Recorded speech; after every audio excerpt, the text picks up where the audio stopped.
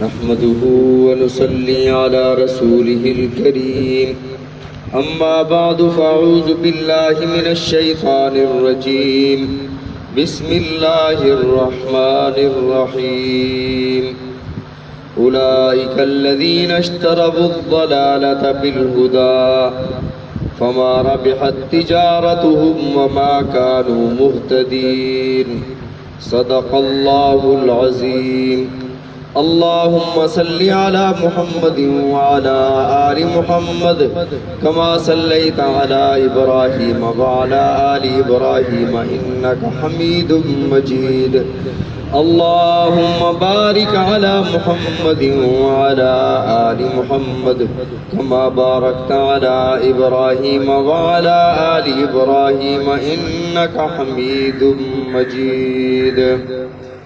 سابقہ آیت میں اللہ رب العزت نے ارشاد فرمایا کہ یہ لوگ مومنوں سے اور نبی علیہ الصلوۃ والسلام سے جا کر جب کہتے ہیں کہ ہم ایمان لائے، پھر اپنے شیطانوں کے پاس جب جاتے ہیں کہتے ہیں انا معکم، ہم اصل میں تمہارے ساتھ ہیں، انما نحن مستہزئون، ان کے ساتھ مذاق کرنے گئے تھے، ہنسی کرنے گئے تھے۔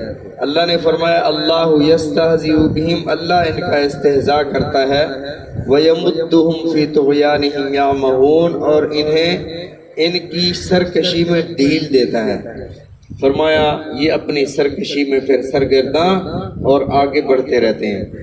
آج کی آیت مبارکہ میں اللہ رب العزت نے اس کا نتیجہ ارشاد فرمایا اولئک الذین اشتروا الضلالۃ، یہی وہ لوگ ہیں جو ضلالت کو خریدتے ہیں، گمراہی کو خریدتے ہیں، بالہدیٰ، ہدایت کے بدلے میں۔ یہاں اللہ نے خرید و فروخت کا جملہ ارشاد فرمایا، وہ خریدتے ہیں ضلالت کو، گمراہی کو۔ ضلالت کسے کہتے ہیں؟ گمراہی کسے کہتے ہیں؟ تیر اپنے نشانے پر چھوڑا جائے، جب وہ تیر اگر اپنے نشانے پر لگ جائے تو اسے کہتے ہیں صراط مستقیم، بالکل استقامت پر گیا اور اپنے نشانے پر جا کے لگا۔ اور اگر اپنے نشانے سے ذرا بھی ہٹ جائے تو اسے ضلال کہا جاتا ہے کہ یہ اپنے ہدف پر، اپنے مقصد پر نہیں پہنچا۔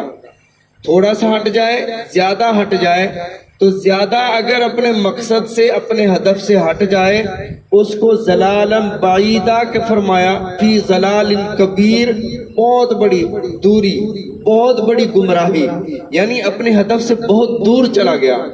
اور کافروں کے کفر کو اللہ رب العزت نے ارشاد فرمایا وَمَن يَكْفُرْ بِاللَّهِ وَمَلَائِكَتِهِ وَكُتُبِهِ وَرُسُلِهِ، جو شخص جس نے کفر کیا اللہ پر، یعنی اللہ کا انکار کر دیا، اللہ کی کتابوں کا، اللہ کے رسولوں کا، والیوم الآخر، اور آخرت کے دن کا، یوم آخرت کا، ضل ضلالا بعیدا، وہ دور کی گمراہی میں، یعنی وہ ہدف سے بہت دور چلا گیا، وہ ہدایت سے بہت دور چلا گیا۔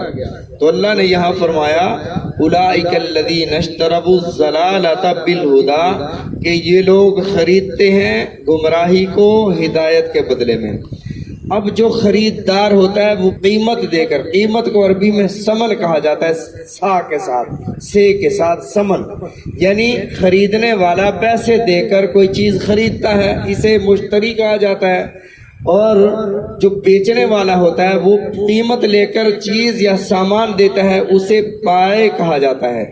اور جو چیز ہوتی ہے اسے عربی میں مبی کہتے ہیں، جو سامان ہوتا ہے۔ اب دو طریقے ہیں خرید و فروخت کے، دو طریقے ہیں۔ ایک تو یہ کہ قیمت دے کر آپ کوئی چیز خریدتے ہیں اور اس چیز کے مالک بن جاتے ہیں۔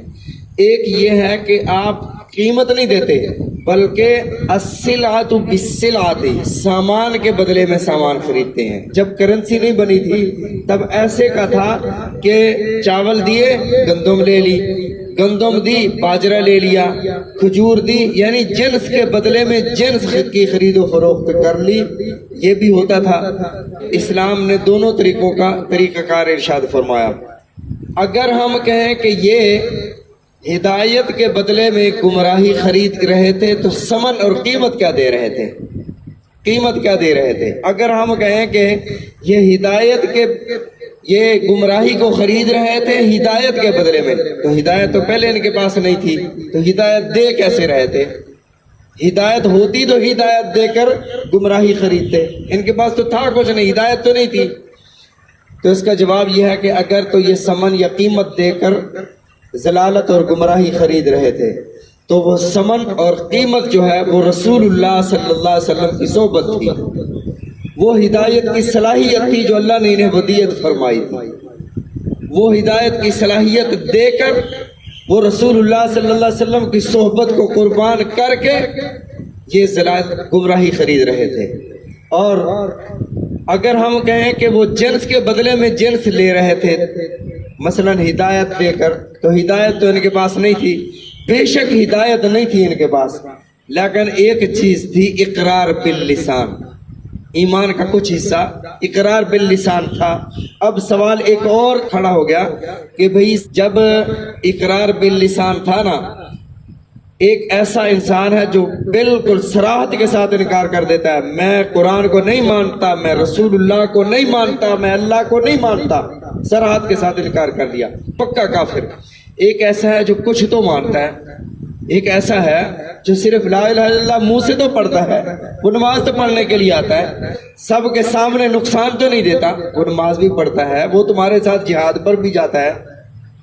ایسا بندہ جو زبان سے کلمہ بھی پڑھ رہا ہے، جو مسجد میں نماز بھی پڑھنے آ رہا ہے، جو صدقہ بھی دے رہا ہے، جو تمہارے ساتھ جہاد پر بھی جا رہا ہے، اس کے بارے میں اللہ فرما رہے ہیں ان المنافقین فی الدرک الاسفل من النار، منافقین جہنم میں سب سے نیچے والے طبقے میں ہوں گے اور کافر اوپر ہوں گے۔ ہونا تو یہ چاہیے تھا کہ جنہوں نے صراحت کے ساتھ کھڑے ہو کر ببانگ دول اعلان کیا کہ ہم نہیں مانتے، ان کو زیادہ سزا ہونی چاہیے تھی۔ سزا انہیں دی جا رہی ہے جنہوں نے آدھا کام تو کر دیا نا اسلام والا، زبان سے اسلام اور ایمان لے آئے، انہیں زیادہ سزا کیوں دی جا رہی ہے؟ تو اس کا جواب یہ ہے کہ جو ماننے کے بعد نقصان دے وہ زیادہ خطرناک ہوتا ہے۔